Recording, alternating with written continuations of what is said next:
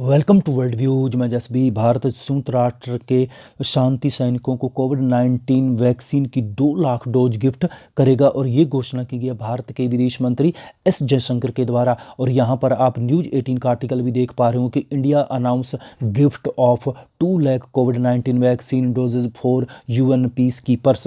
और ये घोषणा की गई थी हमारे विदेश मंत्री एस जयशंकर के द्वारा उस समय जब वे संयुक्त राष्ट्र सुरक्षा परिषद के संकल्प 25-32 में एक खुली बहस में भाग ले रही थी। और ये जो 25-32 संकल्प है ये लाया गया था कि दुनिया से कोविड-19 को कैसे ख़त्म किया जाए। तो आज के वीडियो में इसी विषय पर बात करेंगे, तो बने रहेगा वीडियो में आगे बढ़े उससे पहले निवेदन है कि यदि चैनल को सब्सक्राइब नहीं किया है तो चैनल को सब्सक्राइब कर लीजिएगा।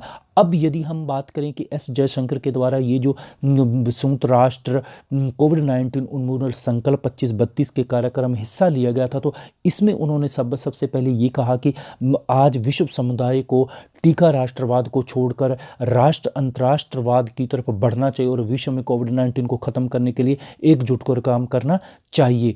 अब यदि हम बात करें कि ये जो संयुक्त राष्ट्र पीस कीपिंग मिशन है ये क्या है और ये कितने देशों के अंदर चल रहा है, तो आज की यदि हम बात करें तो ये 12 देशों में इस पर के पीस कीपिंग मिशन चल रहा है, यानी कि 12 देशों के अंदर शांति स्थापित करने के लिए संयुक्त राष्ट्र संघ के शांति सुरक्षा बल काम कर रहे हैं और जिसमें 121 देशों के करीब 95,000 सैनिक काम कर रहे हैं। इसमें भारत के भी करीब 5300 सैनिक इसमें योगदान दे रहे हैं। और इनका मेन काम क्या होता है कि इसमें होता है कि विश्व के अंदर जहाँ पर गृह युद्ध की स्थिति और लॉ एंड ऑर्डर की समस्या हो या फिर जातीय हिंसा बहुत ज़्यादा हो, तो ऐसे क्षेत्रों के अंदर संयुक्त राष्ट्र संघ के पीस कीपिंग मिशन काम करते हैं। तो भारत ने इन 95,000 पीस कीपिंग मिशन के सैनिकों को फ्री में वैक्सीन देने की घोषणा की है। और सबसे कमाल की बात यह है कि भारत ने भारत एक ऐसा देश है कि जिसने संयुक्त राष्ट्र संघ के इन पीस कीपिंग कर्मियों को इतनी बड़ी मात्रा में फ्री वैक्सीन उपलब्ध करवाने की घोषणा की है। अब यदि हम बात करें कि ये जो संयुक्त राष्ट्र संघ के जो पीस कीपिंग मिशन के अंदर जो ये शांति सैनिक काम करते हैं ये कौन है, तो देखिए संयुक्त राष्ट्र संघ की अपनी कोई सेना नहीं है और ये जितने भी संयुक्त राष्ट्र संघ के देश हैं यानी कि वर्तमान में 193 देश हैं, उन देशों से इस प्रकार के पीस कीपिंग मिशन के अंदर वहाँ से सैनिकों का सहयोग लेकर एक अस्थायी सेना बनाई जाती है। और यदि हम इनकी पहचान की हम बात करें तो जहाँ पर भी किसी सैनिक के सिर पर नीले रंग की कैप या नीले रंग का हेलमेट देखने को मिले तो आप समझ जाइए कि ये संयुक्त राष्ट्र संघ के पीस कीपर्स फोर्सेस हैं। अब यदि हम बात करें इसकी शुरुआत हुई थी 1948 के अंदर जब अरब और इजराइल के बीच 48 में संघर्ष हो गया था, तो उस समय युद्ध विराम करने में और युद्ध विराम के सभी प्रकार के प्रस्तावों को पालन करवाने में इन पीस कीपिंग मिशन ने महत्वपूर्ण योगदान दिया था। और तब से दुनिया भर में जहां पर भी गृह युद्ध की स्थिति हो, लॉ एंड ऑर्डर की समस्या हो, जाती हिंसा के शिकार देशों में शांति स्थापित करने में ये पीस कीपर्स संयुक्त राष्ट्र संघ के महत्वपूर्ण योगदान दे रहे हैं। और वर्तमान में जैसे कि हम पहले बात चुके हैं कि 121 देशों के सैनिक इन पीस कीपर में काम कर रहे हैं। और ये 1988 के अंदर संयुक्त राष्ट्र शांति सैनिक बलों को नोबेल शांति पुरस्कार भी दिया जा चुका है।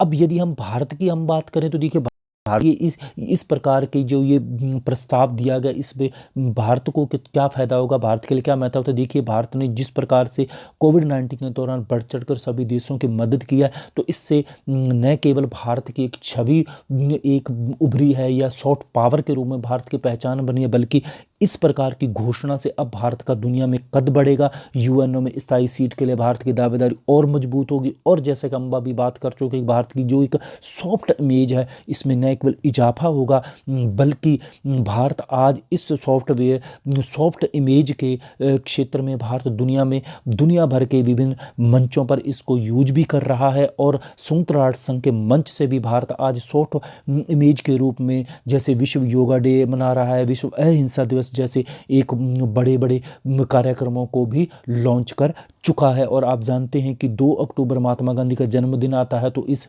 दिन को संयुक्त राष्ट्र संघ आज अहिंसा दिवस के रूप में मनाता है। और 21 जून को संयुक्त राष्ट्र संघ एक योगा डे भी मनाता है, जो कि ये भारत की ही देन है।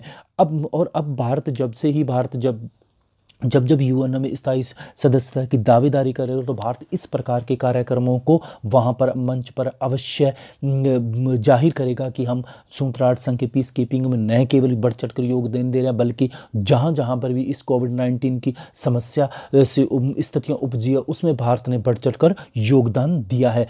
अब यदि हम योगदान की ही बात करें, तो योग की बात करें तो भारत ने इससे पहले यदि हम बात करें तो 150 करीब देशों के अंदर क्रिटिकल दवाइयाँ, डायग्नोस्टिक वेंटिलेटर, पीपी किट दे चुका। और इन 150 देशों में से भी 80 देशों को तो भारत ग्रांट के तौर पर यह मेडिकल सामग्री उपलब्ध करवा चुका है, इस वैक्सीन के आने से पहले की हम बात कर रहे हैं। और अब वर्तमान की हम बात करें तो भारत वैक्सीन मैत्री के नाम पर करीब 25 देशों को भारत में निर्मित वैक्सीन उपलब्ध करवा चुका है, और 49 देशों को जल्दी इस प्रकार की वैक्सीन उपलब्ध करवाई जाएगी। और ये उपलब्ध करवाई जा रही है वैक्सीन मैत्री कार्यक्रम के तहत। और भारत के जितने भी पड़ोसी देश हैं, जैसे हम बात करें साउथ एशिया की यदि हम बात करें, तो उनमें भी भारत जैसे अफ़गानिस्तान है, श्रीलंका है, नेपाल है, भूटान है, बांग्लादेश है, मालदीव है, इसके अलावा जो हिंद महासागर प्रशांत क्षेत्र के देश हैं जैसे सेशल्स है,